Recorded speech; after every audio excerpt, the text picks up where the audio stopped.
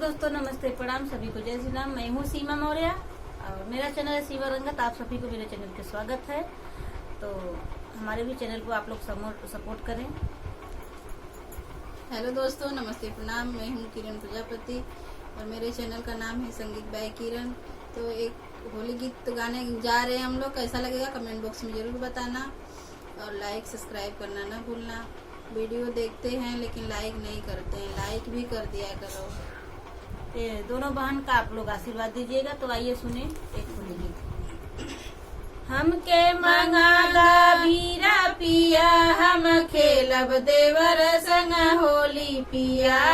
हमके मंगादा या बीरा पिया, हम खेलब देवर संग होली पिया।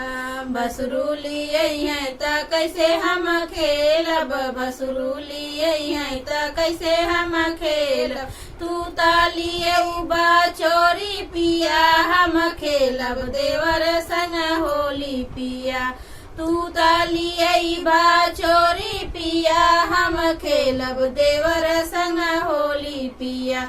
हमके मंगा दाया बीरा पिया, हम खेलब ननद संग होली पिया। हमके दाया बीरा पिया, हम खेलब ननद संग होली पिया।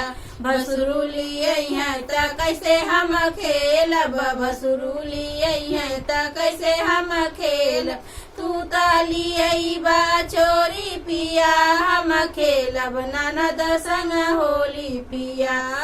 तू ताली बा चोरी पिया, हम खेलब ननद संग होली पिया। हमके मंगा दाया बीरा पिया, हम खेलब देवरानी संग होली पिया। हमके मंगा दाया बीरा पिया, हम खेलब देवरानी संग होली पिया। भसरूली है त कैसे हम खेलब, भसरूली है त कैसे हम खेलब। तू ताली बा चोरी पिया, हम खेलब देवरानी संग होली पिया। तू ताली बा चोरी पिया, हम खेलब देवरानी संग होली पिया। हमके मंगा दाओ अबीरा पिया, हम खेलब देवर संग होली पिया। हमके मंगा दा बीरा पिया, हम खेलब देवर संग होली पिया। तो ये गीत कैसा लगा आप लोगों को कमेंट करके जरूर बताइएगा। मिलते हैं नेक्स्ट वीडियो में, तब तक के लिए आप सबसे बाय बाय।